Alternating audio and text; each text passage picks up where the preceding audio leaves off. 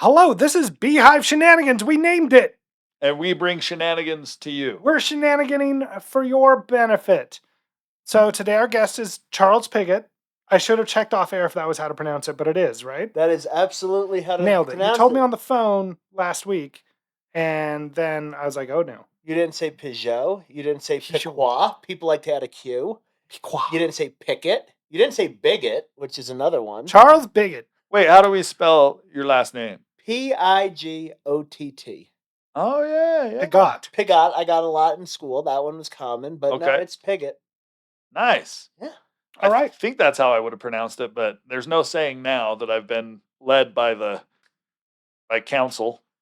So tell us about yourself. Give us the 30-second. Who is Charles Pigott? 30 seconds. I'm Charles Pigott, owner of Changes Health and Fitness. We do personal training, corporate wellness, and educational events. I have a beautiful wife, Alicia, who is the other half of the business. My son, Charlie, is 2 years old and just learned how to open the front door, and we are terrified. Oh, yeah. I know that all too well. We are looking at getting a lock that is above our 4-year-old's ability to reach. Because he hasn't figured out deadbolts yet, but he's close. And how old's your youngest? He's 1. Okay, you got to get it done, but by the time he gets to the age where he can help, they're going to be able to reach it. Oh no, that's a good point. At that point, we'll just weld shut all the exits from the home. That's smart. My parents gave up, and they got ropes and chains and padlocks when I was little. I love it. That's a good birthday present. Happy Father's Day. Should we dive right in? Yeah, let's do it. Okay, we're going to start with our segment of clip podcasts, where this is where we come up for clips that we just want to put on Instagram that are very deceptive about what the podcast will be. You went first last time. Do you want me to go first this time? Yeah, you go first this time. I've got one for you. So today, Kevin is going to be a WWE wrestler who is selling solar at the front door. Oh, okay. Oh, that's intense. Okay. We'll let him get mentally prepared for this. Are you ready to harness the power of the sun? Your pathetic house is pulling power from sources such as coal and wherever else people get power from. Nuclear. And from children. From children-powered hamster wheels. And that makes me sick. So I have a message for you this Friday night. If you don't put solar panels on the roof of your home, you are going to be responsible for the destruction of the planet. And I will throw you over the ropes into the crowd and kick your groin repeatedly. Sir, where do I sign up? You sign on my fist! I've got the sound levels right here. They did not approve. I've got to tell you, though, that was off the cuff, and that sounded rehearsed for days. That was fantastic.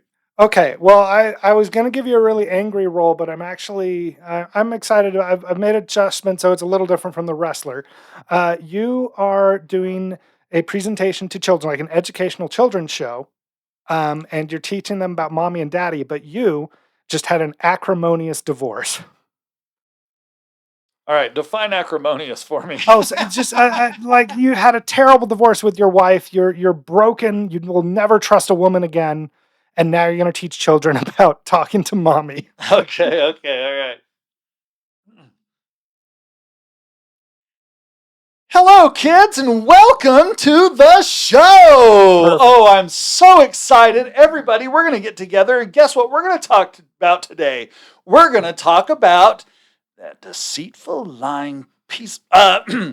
Yay! You know, your mommy loves you so much.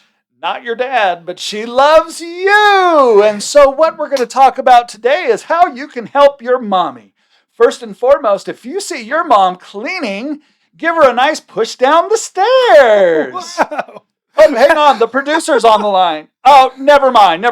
Help her down the stairs with a swift kick in the backside. That escalated so quickly. Sorry. That escalated so quickly. She hurt me, Kevin. She hurt did. me. All right. That came across. All right.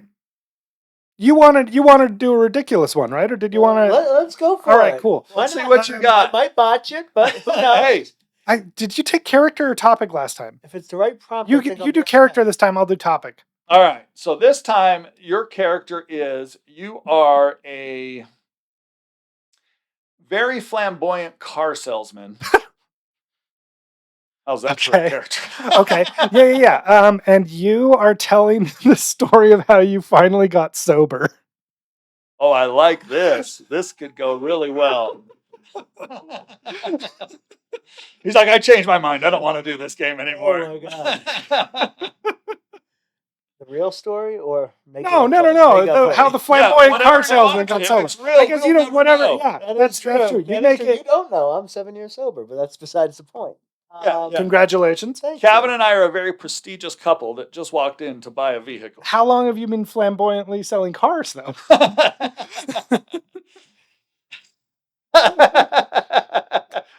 Oh my god, I need another one. Give me another one. All right. All right.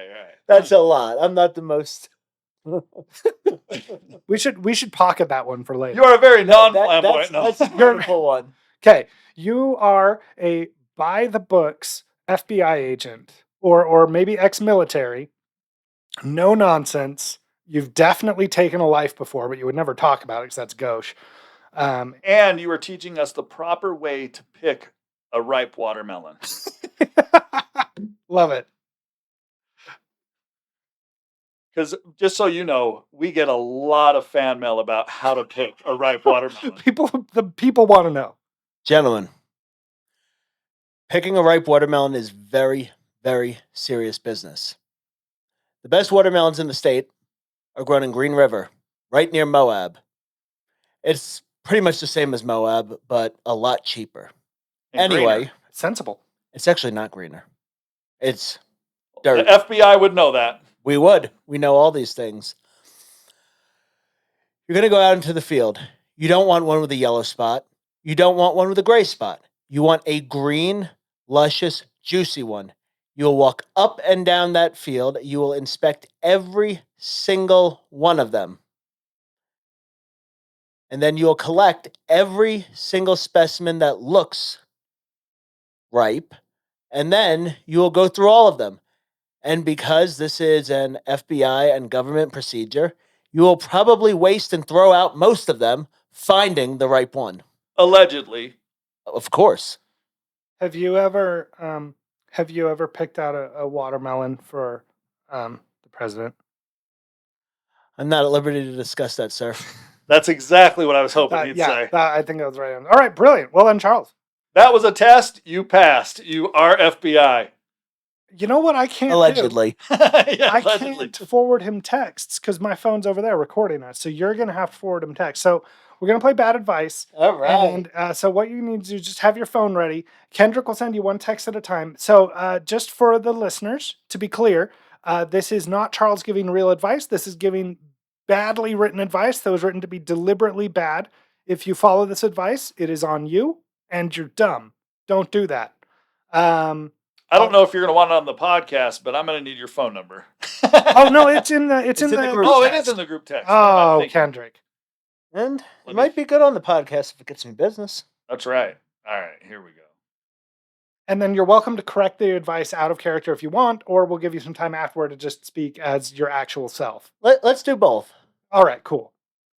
And I am very curious to see what this bad advice is. I'm pretty excited. And the amount of things that I have heard in my career These may be of some of them. advice, you never know. I don't want to call it early. I think we'll be able to take the trophy here on bad advice. Well, most of these, my wife has had to prove to me that they're wrong. That But makes sense. I believed in them up until that point. Okay, I'm sending these over. I don't know why your wife, but is she a She's personal always trainer? worried- She's worried about my health all the time. Fair enough. Apparently, and you can The first one is confirm or deny, but I've been known to throw handfuls of peanut butter M&Ms in my mouth as I'm falling asleep. And she says that's not good for me. Is this wait? Are you bulking? No, this is real. I mean, I was bulking when I was doing that. Yes, not on purpose.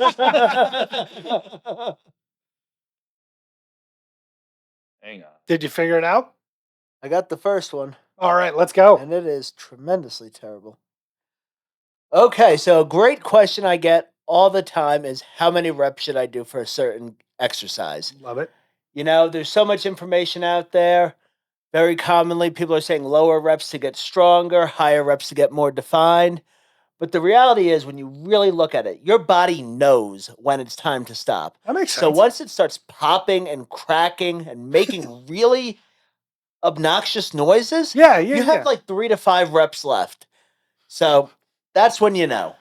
Okay, yeah, okay. So I was, thank you so much. That clears up so much for me. So like, I'll be lifting, and it's like my body's screaming at me. It's like one more, and then the walls echo with the sound of my bones shattering as the barbell falls to the ground. That's when I pick it up and just do a couple more. As long as you've got that sharp pain from your elbow up into your neck, you should be good. Yeah, that's called the muscle pain, building no gain, pain. Yeah, obviously. Yeah. I was wondering what that meant. Yeah.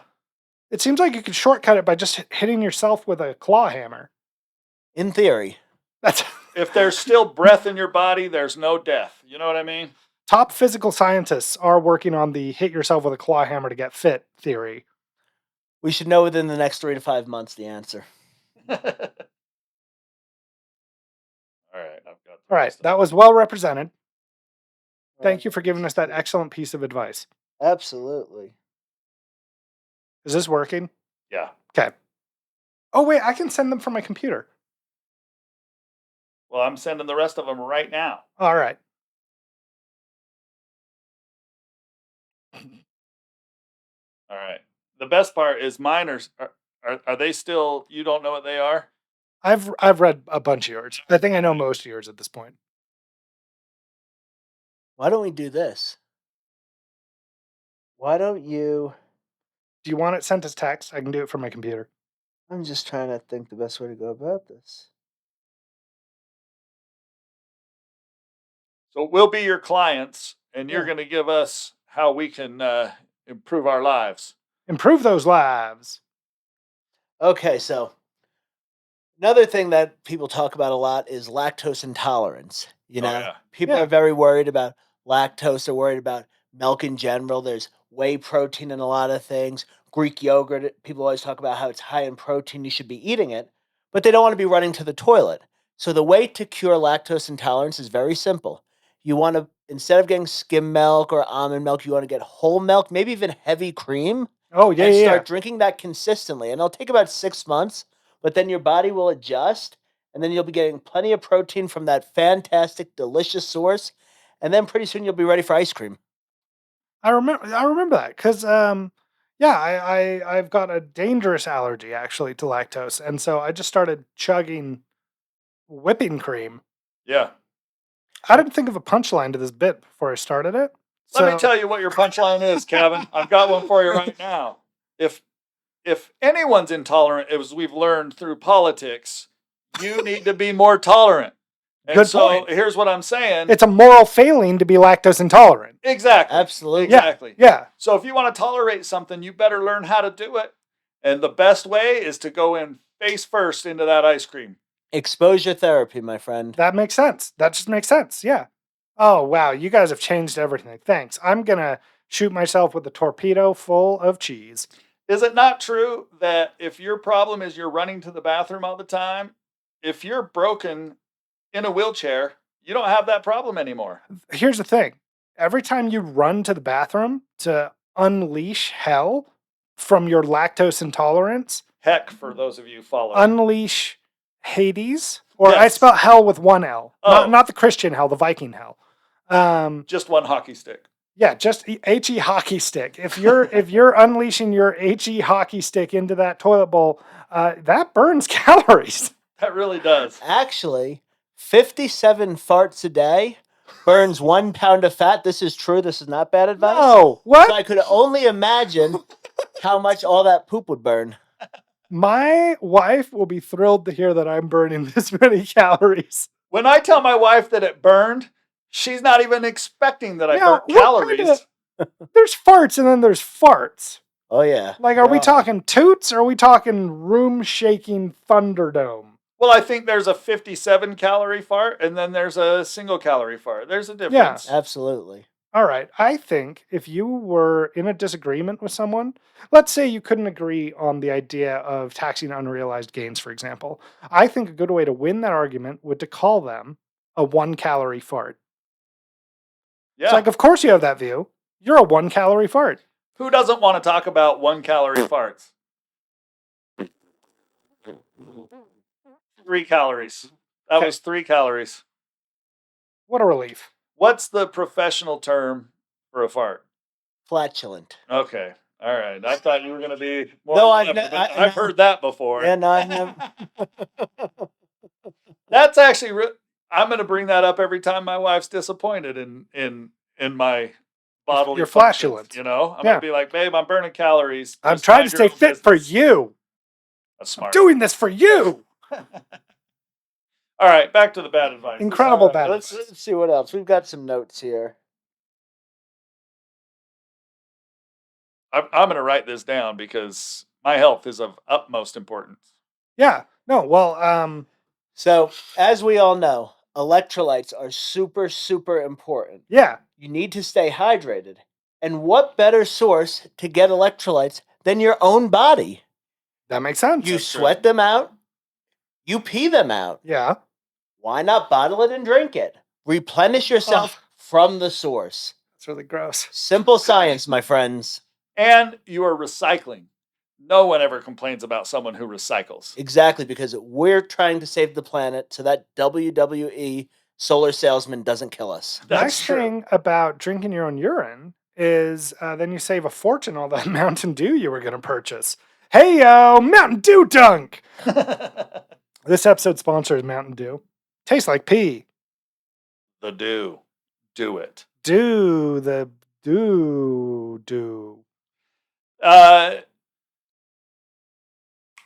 Drinking your own urine is not frowned upon, is what you're saying. Highly encouraged. I learned that from Bear Grylls. Here's the thing, and this is just simple physics. If you pee out 2 pounds of Mountain Dew, you just lost 2 pounds. Well, and you farted 13 calories probably too. So you're farting and peeing. Oh, this episode's so bad. I know. It is, it's rough. All right. I'm just working with the material I was given. What have we done? What have we done? This really is bad. Charles, advice. you really dragged us down. We were like, all right, bad This is advice. so Let's write gross. down all the things Like- that we really want to know, but we're going to make sure it's funny. We would like to thank all the 10-year-olds who stayed with us for this episode. My gosh, we're disgusting. Still, I think the soundbite is that you can burn calories by having gas. That's huge. Amazing. That's if that's all we walk away with for today. And you know what? I'm making a vow: no more potty jokes for the remainder of whatever happens here. I'm done. I'm done with the potty jokes. I did it. I'm Don't worry, Kevin. emancipating myself. I've got your back. Thank you. All right. Let's see what else we have in our notes here.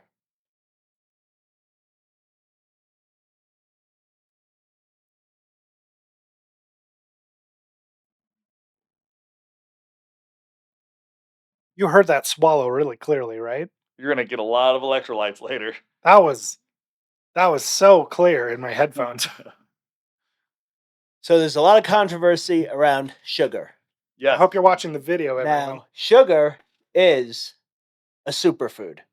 Everyone wants to talk about kale and they want to talk about acai bowls and they want to talk about grass-fed beef and all these other things. And there's so much controversy on social media, but really what you guys are missing out on is sugar, particularly Skittles. We talk about a well-balanced diet. Well, taste the rainbow. There you go. All the light in the visible spectrum. Exactly. Yeah. And then you consume that and you put that into your lift and you become a god amongst men. Here's the thing, and this is what really unlocked my health, and which is why I have the physique I have now. Is it used to be if I wanted to eat 30,000 calories, I would have to eat so much leafy greens, like pounds of lettuce, tons of celery. You would have to be Several a times. grass-fed Yeah. beef. But you know, you just eat a couple handfuls of Skittles and you're there, bro. Just one Costco box a day. Yeah. Way better than a bison eating 80 pounds of dried grass and sagebrush Exactly. every Exactly. single day. Idiots, bison, really. And you get a good workout for your teeth. It's true. Absolutely. Your jaw could break mountains.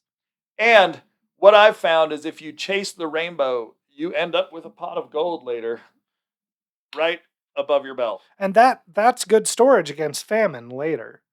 It's a protective layer. Your body knows what it's doing. Like, if it's like, let's go get some Skittles, that's because your body knows how to be healthy and because you need Skittles And to save up against the famine. And the key to good blood flow is red 40 dye. And I've heard Skittles has a lot of Well, that. blood's red. That's just Exactly. That's quit saying obvious things. That's probably where they get it from. That's right. Yeah, no, if you don't get red 40, your blood actually is all sorts of weird colors. Red Skittles brought to you by Your Own Blood. Skittles. So the moral of the story is Mountain Dew and Skittles. We did it. Delightful. We didn't make a single potty joke. We did it, gentlemen. Nice. Yeah. Did it. Yes. That was inspiring. Did you hear that whiff on the microphones? Oh, yeah. You remember that picture of those Marines lifting the flag in Japan? And you're like, Yeah. America. That's what I felt watching you two do whatever the verb for And what that just makes happened is. sense. I think that should be the clip. That's the clip. That's the clip. That's the clip. All right. We're ready for more good advice. All right. I think that's about it from the notes if we're going to Oh, cut yeah. out the potty. All right. Oh, yeah, that's Oh, true. you're right. We're probably right into the potty A lot zone. of these were potty. Yeah, pretty much all potty related. All right. That's fair. I could share some things I've heard. Sure. That sounds fun. Yeah, Okay. I definitely want Could that. you do it like when you have a female friend telling you a story, you know who the villain is because she makes her voice the worst thing you've ever heard. So it's like, I was at the grocery store and someone behind me was like, Cheryl. So if you could please relate to us the bad things you've heard, but do stupid voices for the people who said it, that would help me understand who the good guy and bad guy are in the story. That's so hard because from a business standpoint, I can't mock. What if you just clients. assumed that I Yeah, did that's it? true. Okay, I can do that. Okay, cool.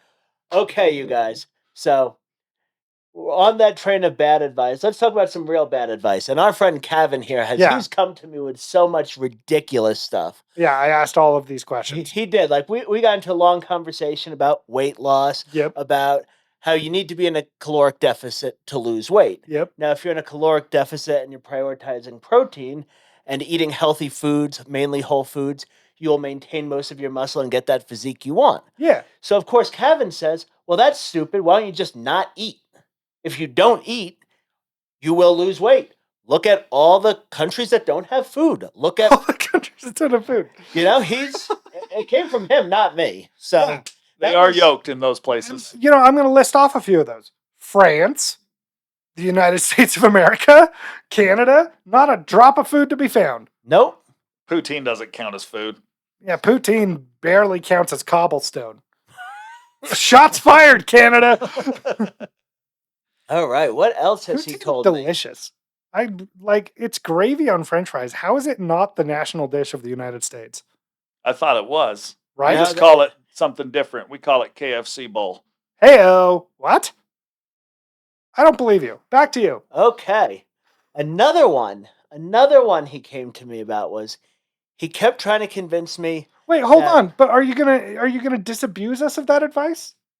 Oh, well, yeah, you shouldn't do that. You should eat food. Like, eat food, people. Especially pro food. Lean proteins, fruits and veggies, whole grains, sweet potatoes. Wait, okay. Real question, though. Absolutely. Are you anti-keto, then? I am. Okay, go on. So I will tell you why I am anti-keto. One, it's not sustainable for the average person. Right. I have seen so many people that have come to me and said, keto works every time. Well, if it works every time, you wouldn't have to do it multiple times. Yeah, there wouldn't be an every time. The problem is it's not sustainable. So yes, I'm anti-keto, one, because it's not sustainable. Two, because I promote exercise and keeping your body and your heart healthy. That takes movement. Your body's preferred source of energy is carbohydrates. Do you think keto would work if instead of nutritional ketosis, it was referred to as nutritional keto bro. Like that would inspire me more.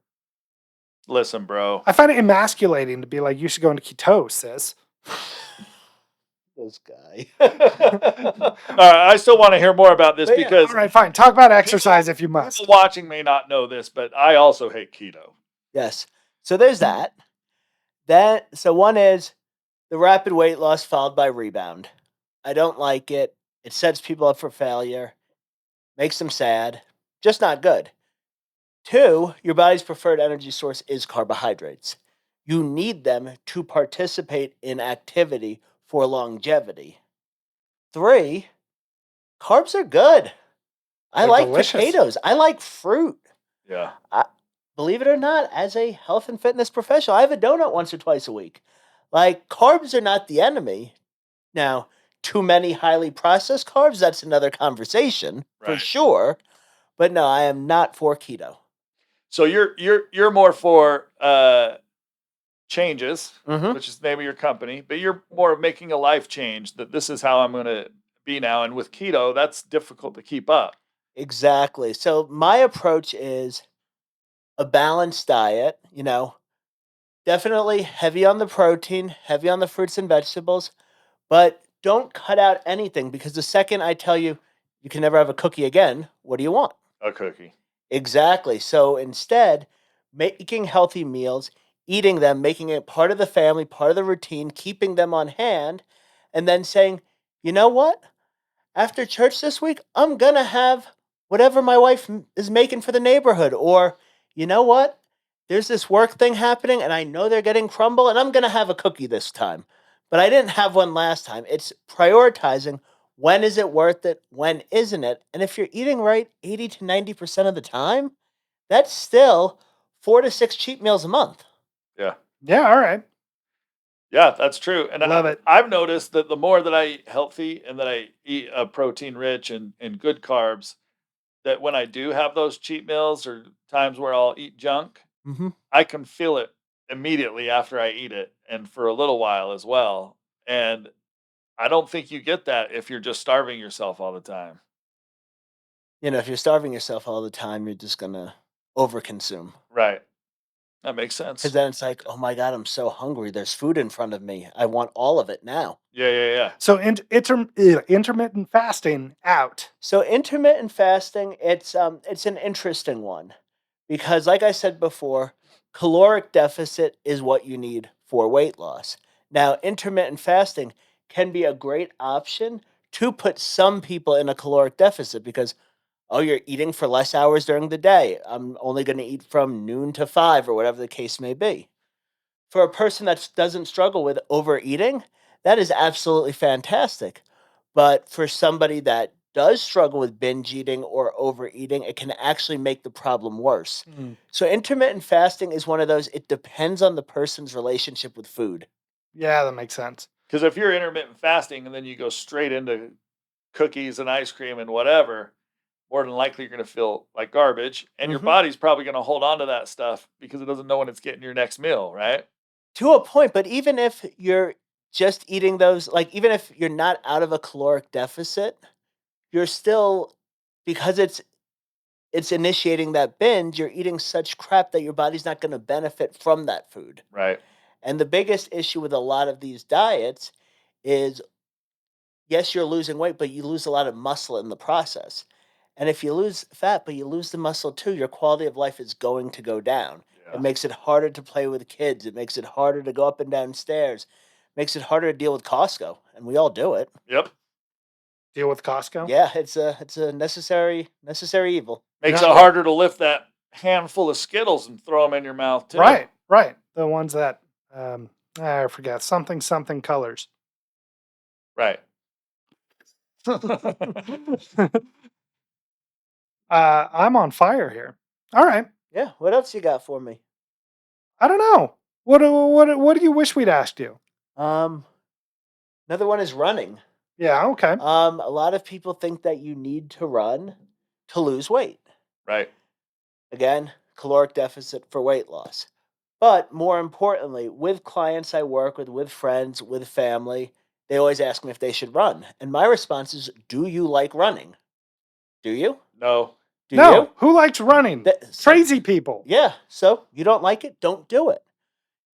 Running can be great cardiovascular activity. It can burn a lot of calories. It can build strength, but it's also exhausting and really hard on your knees.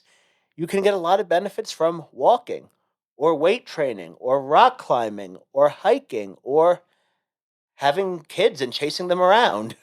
Yeah. It's like you don't have to run to be active, to be fit, to be healthy. The key is elevating your heart rate, right? Mhm. And just activity level in general.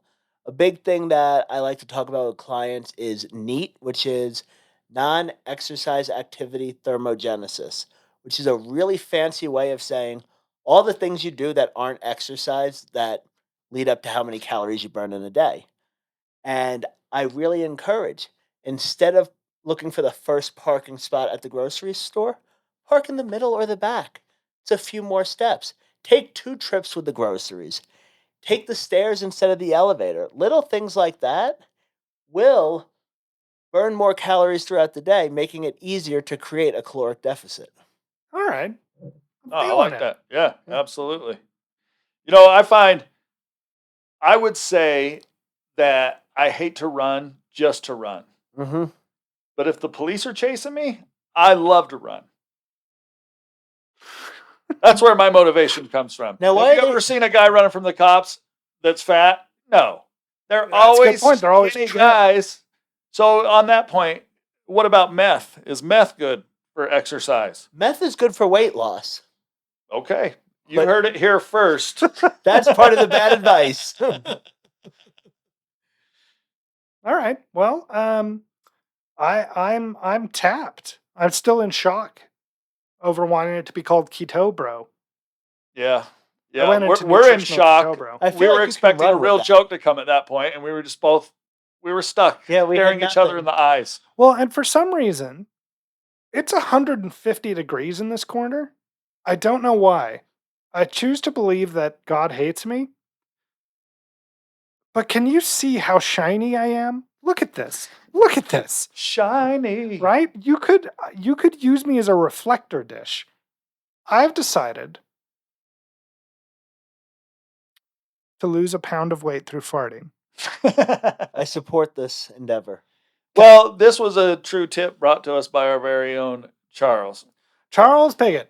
All right. If people want to find you, how do they find you? You can find us on changesfit.com. Cool.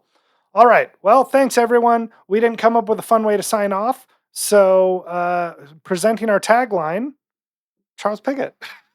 All right. Beehive Shenanigans, where we bring the shenanigans to you. Did we go with Beehive Shenanigans? I already forgot. I think we just did. All right, Beehive Thanks to Shenanigans. Charles. Beehive Shenanigans. All right, cool. We're out. Okay, I'm going to cut the audio.